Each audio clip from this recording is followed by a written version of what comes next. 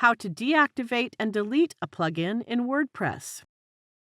Removing old and unused plugins is considered a good practice that protects your WordPress website from vulnerabilities.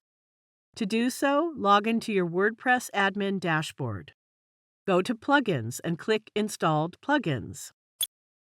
On my website, I can view all active and inactive plugins.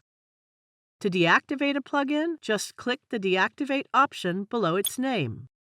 The plugin has been deactivated, but it is still available, and I can reactivate it by clicking this Activate button whenever I want.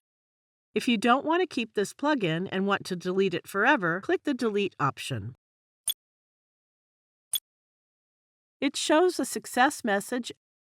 If you want to deactivate or delete plugins in bulk, select them all and then use Bulk Actions.